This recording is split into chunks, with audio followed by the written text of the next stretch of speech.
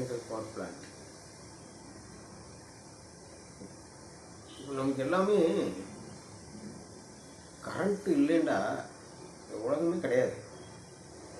ஏன்னா கரண்ட்டு வந்து எவ்வளோ முக்கியம் அப்படின்றது எல்லாத்துக்கும் தெரிஞ்ச ஒன்று. கரண்ட் இல்லாமல் யாரும் ஒன்றும் செய்ய முடியாது. அதுலேயும் கம்மியான விலையில் கரண்ட் கிடைக்குதுன்னா அதை விட ஒரு பெரிய விஷயம் வேறு எதுவும் இல்லை.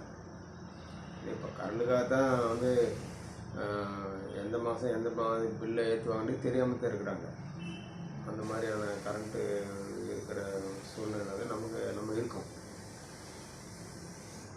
இப்போது இந்த மாதிரியான சூழ்நிலையில் தான் ஒவ்வொரு விஷயமும் கரண்ட்டு உற்பத்திக்காக எங்கே என்ன பண்ணலாம், எதை செய்யலாம், எதுலேருந்து எடுத்தால் கரண்ட் கம்மியாக வரும். ஏண்டா ஏற்கனவே கடந்த ஒரு 200 வருடமாக நிலக்கரியிலிருந்து கரண்ட் எடுத்து அது வெளிவிடுற அந்த கார்பனு புகை எல்லாம் பூமியை பூரா பயங்கரமாக அஸ்தமாக்கி சூடாக்கி அது ஒரு பக்கம் போயிட்டுருக்கு. இன்னொரு பக்கம் பெட்ரோல் எடுத்துகிட்டு அந்த பெட்ரோல் போடாமல் போட்டு வண்டி இண்டி 2 ஆட்டோமேருந்து எல்லாம் போய் சொல்லி அது ஒரு பக்கம் எல்லாம் போயிடுச்சு. குடும்பம் இந்த கதை அடைச்சிருப்பா.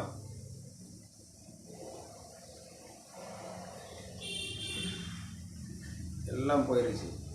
இப்போ இதெல்லாம் மாற்றி வரணுன்றதுக்காக தான் வந்து உலகமே இந்த மாதிரி நிலக்கரியிலையும் பெட்ரோல் இதிலேருந்து எடுக்கிற கரண்ட்டுனால உலகமே சூடாகிடுச்சு, வெப்பமாகிடுச்சு. இனிமே அதிலேருந்துலாம் எடுக்க வேண்டாம். அதுக்கு மாற்றாக சூரிய சக்தியிலிருந்து சோலார் இது காற்றாலை விண்டு மில்லிருந்து எடுத்துக்கலாம். என்ன ஒரு பிரச்சனை அப்படின்னா, சோலார்லேருந்து எடுக்கிறது சூரிய ஒளி இருக்கிற வரைக்கும் தான் எடுக்க முடியும். அதுவுமே கூட இடையில மேகம் வந்துருச்சுன்னா அப்போ சோலாரு வராது, மின்சார உற்பத்தி ஆகாது. ஆக காலையில் ஒரு 10 மணிக்கு அந்த மாதிரி நேரத்தில் தான் காலையில் 6 மணிக்கே சூரியன் வந்துடும். ஆனால் 6 மணிக்கு வர்ற அந்த சூரிய ஒளியிலேருந்து வர்ற அந்த ஒளினால் மின்சாரம் தயாரிக்க முடியாது. குறைஞ்ச ஒரு 10 மணிக்கு மேலே வர மின்சாரத்தை அந்த சூரிய ஒளியிலிருந்து தான் மின்சாரமே உற்பத்தி பண்ண முடியும். அதே மாதிரி சாயங்காலம் 3 மணிக்கு மேலே இருக்கிற மின்சாரத்துலேயும் அந்த சூரிய ஒளியிலையும் மின்சாரம் உற்பத்தி பண்ண முடியாது. அதுவும் அப்படியே கீழே குறைய ஆரம்பிச்சிடும். இப்போ இருக்கிறது மொத்தம் 10 மணிலேருந்து 3 மணி வரைக்கும்னா ஒரு 5 மணி நேரம் தான் வருது. இந்த 5 மணி நேரத்தில் கூட மேகம் இப்படி அப்படி போயிடுச்சு அப்படின்னா அதனால இன்னொரு அரை மணி நேரத்துலேருந்து 1 மணி நேரம் வரைக்கும் அது போயிடும். இதெல்லாம் போக ஒரு நாளைக்கு பார்த்தா ஒரு 4லேருந்து 4.5 மணி நேரம் வர்றதாக வச்சுக்கிடுவோம். 4.5 மணினால நமக்கு கரண்ட் 24 மணி நேரமும் வேணும். இப்போ டிவி ஓடுது, ஃபோன் பார்க்குறோம், எல்லாமே வந்து கரண்ட்டு அந்த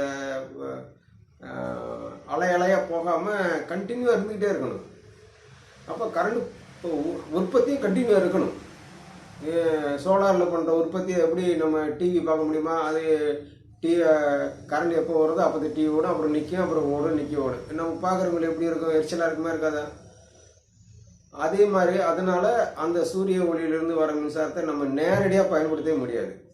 அது நிறைய ப்ராசஸ் பண்ணி அதுக்கப்புறமா தான் அந்த மின்சாரத்தை நம்ம பயன்படுத்த முடியும்.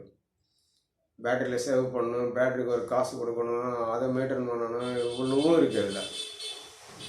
அதே மாதிரி காற்றாலைன்ற போது அதையும் காற்று எப்போ அடிக்குதோ அப்போ தான் எடுக்க முடியும். அது பர்டிகுலராக வந்து நம்ம வீட்டுக்குள்ளே ஊருக்குள்ளேலாம் காற்றாடி அந்த மாதிரி காற்றாடி வைக்க முடியாது.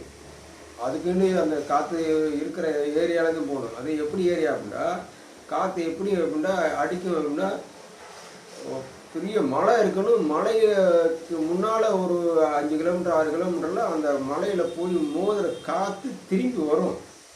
அப்போ தான் அந்த ஃபேன் ஓடும், போகும்போது ஓடாது. காற்று அடிக்கும்போது அந்த இது ஓடாது, வர்ற காற்றுல தான் அது ஓடும். அதனால தான் வந்து திருநெல்வேலி பக்கத்தில் அந்த மேற்கு தொடர்ச்சி மலை ஆரம்பிக்கிற சத்திரகிரி மலை ஏரியாவில் கயத்தாடி பக்கத்தில் போட்டிருக்கிறாங்க காத்தாடி. அதே மாதிரி இந்த பக்கம் பார்த்தீங்கன்னாக்கா பொள்ளாச்சி பக்கத்தில் உடுமலைப்பேட்டை பக்கத்தில் அந்த மாதிரி காத்தாடி போட்டிருப்பாங்க. ஏன் மற்ற எல்லா இடத்துலையும் போட முடியல? இதே கடல் கரையில் நிறையா காற்று வருது, அங்கே அங்கே போட வேண்டியதானே. அங்கே இதை விட மோசம்.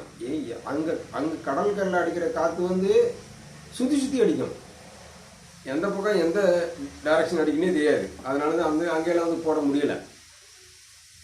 ஸோ இந்த மாதிரியான சூழ்நிலையில் சோலாரையும் இந்த காற்றாலையும் வச்சு 24 மணி நேரம் கண்டினியூவாக நான் சொல்கிற பாருங்கள், கரண்ட்டு வந்து எந்த விதமான தடை இல்லாமல் தொடர்ந்து இருக்கணும். அப்போ தான் நம்ம எல்லா விதமான பயன்பாடு பண்ண முடியும். அதுக்காக தான் என்ன பண்ணுறாங்க, திரும்பவும் அந்த நிலக்கரியையும் அந்த பெட்ரோலையும் நம்பி திரும்ப நம்ம மக்கள் அங்கே ஓடுறாங்க. அது இயற்கை தான், அப்படி போயிட்டு அவனும் விளையாடி வேறு வழி இல்லை. ஏன்னா உலகத்தினுடைய இயக்கமே வந்து மின்சாரம் தான். மின்சாரம் இல்லாமல் எதுவுமே கிடையாது. அந்த மாதிரி இப்போ நம்ம ஆயிடுச்சு.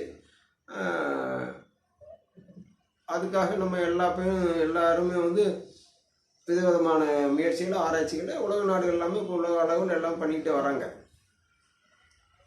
இப்போ இந்த இடத்துல வந்து நமக்கு கிடைச்ச ஒரு பெரிய ஒரு விஷயம் என்னன்னா, கோடி சாமிகள் நமக்கு ஒரு மிகப்பெரிய ஒரு அருள் பண்ணார். இந்த ஒரு நிமிஷம் அதை காமிக்கிறேன்.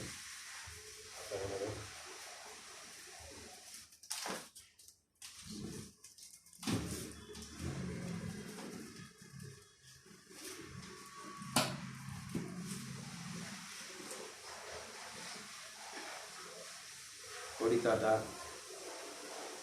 இவர் இல்லாமல் நாங்கள் இல்லை, எங்களுக்கு மறுவாழ்வு கொடுத்தவர். எங்களோட குடும்பத்தை நான் முதல் கொண்டு உயிரோடு இருக்கேன்டா, அதுக்கு முதல் காரணம் தாத்தா. தாத்தா இல்லாமல் நாங்கள் இல்லவே இல்லை. ஸோ இப்படி இவங்களாம் வந்து பல வருடங்கள் பல ஆண்டுகள் வந்து தவம் பண்ணி அதனுடைய தவத்தினுடைய பலனாக இந்த ஒரு விஷயம் நமக்கு வந்தது. அவங்க வந்து பஞ்சபூத சக்திகளவே வந்து கண்ட்ரோல் பண்ணுறவங்க. மழை வாண்டா வரும், மழை நின்று நிற்கும். நாங்களே நேரே பார்த்துருக்கோம். நாங்கள் ஒரு முறை தாத்தா பார்க்கறதுக்காக குறைவுப்பாளையம் போயிருந்தப்போ மதியம் கரெக்டாக ஒரு 1:30லேருந்து 2 மணி இருக்கும். அப்போ சாப்பாடு போடுறாங்க. இப்போ தான் ஃபுல்லாக அன்னதான மண்டபம் கட்டியிருக்கிறாங்க. முதல்ல அன்னதான மண்டபம் இல்லை, அதனால் அந்த அன்னதான மண்டபத்துக்கு போட்டிருந்த ஒரு ஷெட்டு கூட உடஞ்சி போய் கீழே கிடஞ்சி. அதனால என்ன பண்ணாங்க, அந்த மெயின் உள்ளரே ஒரு பெரிய வீதி மாதிரி இருக்கும். அதில் தான் மண் தரையில் எல்லா பேருக்கும் இலையை விரிச்சு உட்காந்துருக்கும். மணி பார்த்தா மணி 1, 1:30 இருக்கும். வெயில் அடின்னு அடிக்குது, பயங்கரமாக வெயில் அடிக்குது. நானும் எங்கள் வீட்டில் எங்கள் பசங்க வந்து சின்ன பையன் பொண்ணு 2 குட்டி பிள்ளையா வேர்த்து ஒழுகுது.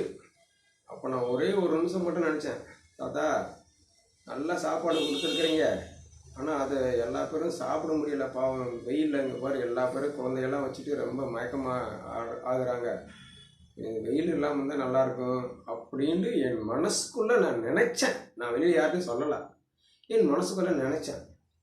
என்ன ஆச்சரியம், அடுத்த ஒரு நொடியில் நாங்கள் சாப்பிட்டுக்கிட்டு இருந்த இடத்துக்கு மேலே ஒரு பெரிய ஒரு மேகம் அப்படியே வந்து நின்றது.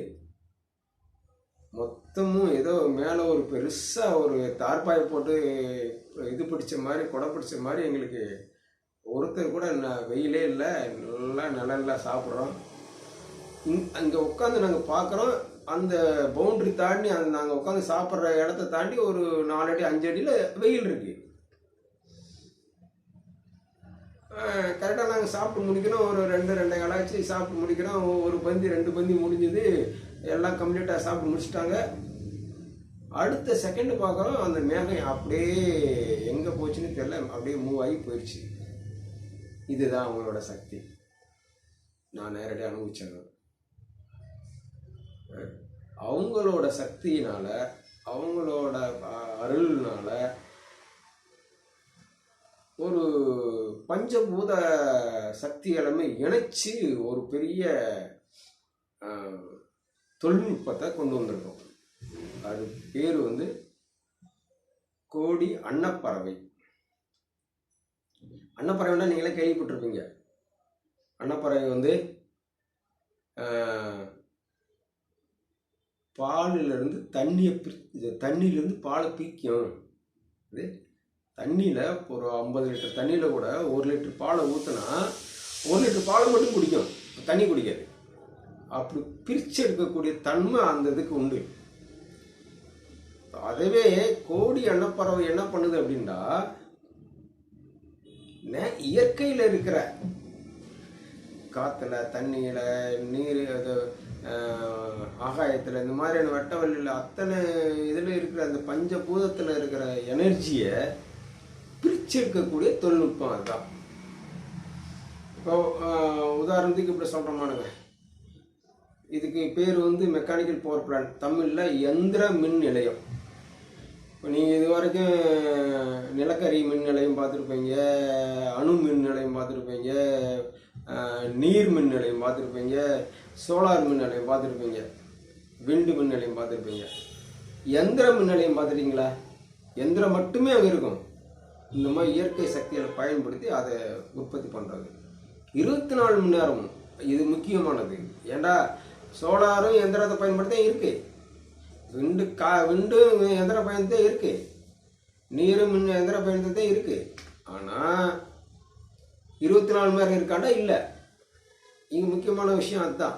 ஏன்னா 24 மணி நேரம் கண்டிப்பாக இருந்தால் தான் நம்ம பயன்படுத்த முடியும் அந்த மின்சாரத்தை. அப்போ இந்த மாதிரியான தொழில்நுட்பங்கள் வந்து இருக்கும்போது இதெல்லாம் ஒருங்கிணைச்சி எடுத்துகிட்டு வரதான் இவங்களோட ஆசீர்வாதம், தாத்தாவோட ஆசீர்வாதம், அவங்களோட தவம் அவ்வளவும் வந்து பொதுமக்களுக்கு பயன்படணும்.